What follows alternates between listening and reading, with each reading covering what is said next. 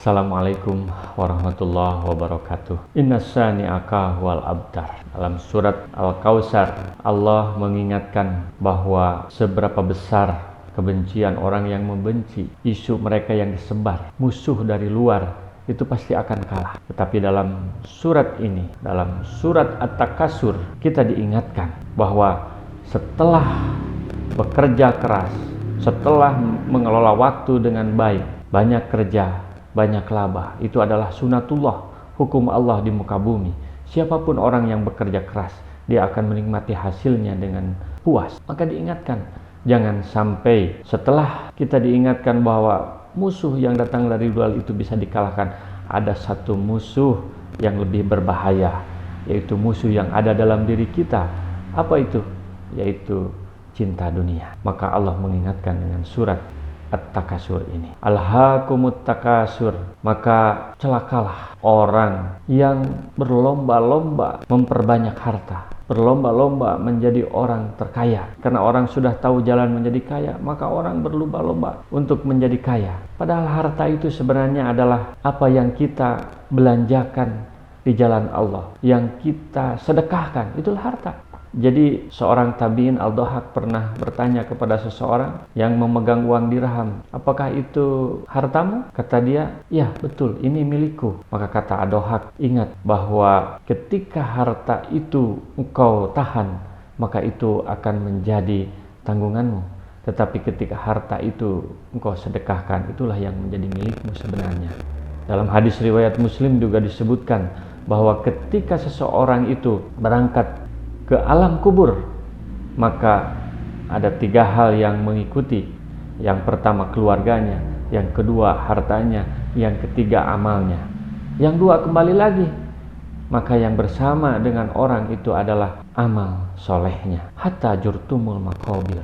Jadi harus ingat, jangan lupa sampai kamu lupa bahwa kamu akan masuk ke alam kubur. Kala saufa ta'lamun, kata Allah, jangan seperti itu, kamu akan mengetahui. Tsumma kala saufa ta'lamun, jangan seperti itu. Meskipun memang tabiat manusia itu sebagaimana dalam hadis riwayat Ahmad disebutkan, yahramu ibna Adam wa tabgo isnatan al-hirsu wal amalu, bahwa anak Adam itu atau manusia itu, kita itu akan menua, tetapi ada yang tidak akan menua dari anak Adam. 2 hal, yaitu al-hirsu atau keinginan, yang kedua al-amalu, cita-cita. Maka ada istilah tua keladi, semakin tua semakin jadi, karena memang keinginan itu tidak ada batasnya meskipun tubuh manusia itu menua. Kala lau ta'lamuna ilmal yaqin, maka jangan begitu. Kalau kalian mengetahui dengan yakin, la tarawnal jahim, kalian akan mengetahui, bakal akan melihat neraka jahim, bahwa seseorang setelah masuk ke alam kubur, ketika dia lupa terhadap akhirat sehingga dia sewenang-wenang dengan mengumpulkan harta itu, maka dia tahu-tahu masuk kubur, dan pada saat itu boleh jadi dia sedang melakukan maksiat. Sumala tarawnaha ainal yakin, kemudian kalian akan melihat neraka jahanam, neraka jahim itu dengan mata kepala sendiri. Maka ini adalah ancaman dari Allah kepada orang yang alhaakumut takasur, yang mengumpulkan harta sehingga melalaikan dari ingat kepada akhirat, ingat kepada alam kubur. Maka karena di akhirat nanti semua tersungkur ketika melihat neraka yang bergejolak, semuanya takut. Itulah ancaman dari Allah Subhanahu wa ta'ala. Maka jangan sampai pekerjaanmu di dunia, kecintaanmu kepada dunia itu melenakanmu dari mengingat akhirat, daripada mengingat kepada Allah Subhanahu wa ta'ala. Summa latus'alunna yauma idzin anin na'im.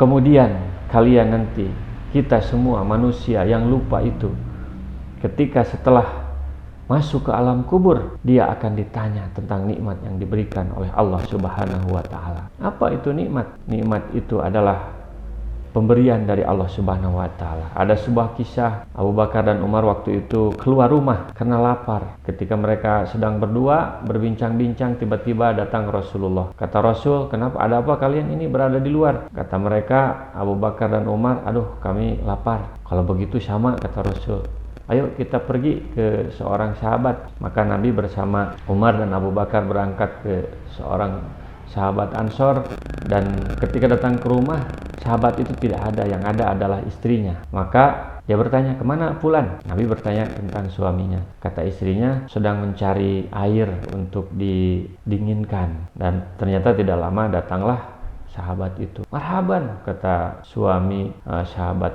sahabat tersebut. Oh, tidak ada tamu yang lebih afdol daripada yang didatangi oleh Nabi, katanya. Silakan.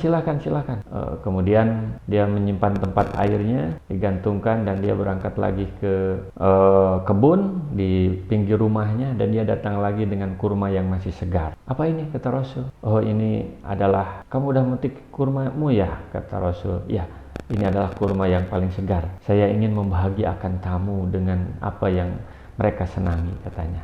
Silakan dimakan kurmanya. Kemudian sahabat Ansar itu berangkat, dia membawa pisau yang besar, dia mau menyembelih kambing. Rasul bertanya, mau kemana? Menyembelih kambing. Kata Rasul, jangan menyembelih kambing yang sedang menyusui. Maka kemudian disembelihlah kambing, makan Rasul. Habis makan, Rasul berkata kepada Umar dan Abu Bakar, inilah nikmat yang akan ditanya oleh Allah Subhanahu wa Ta'ala. Kita berangkat dengan lapar dan pulang dengan kenyang, katanya. Dan suatu hari Rasulullah datang ke suatu majelis dan terlihat klimis rambutnya dan memperlihatkan wajah yang sangat gembira. Kemudian para sahabat bertanya, kelihatannya engkau sangat senang, kata para sahabat. Kemudian mereka berbincang-bincang tentang kekayaan. Mungkin itu didengar oleh Rasul.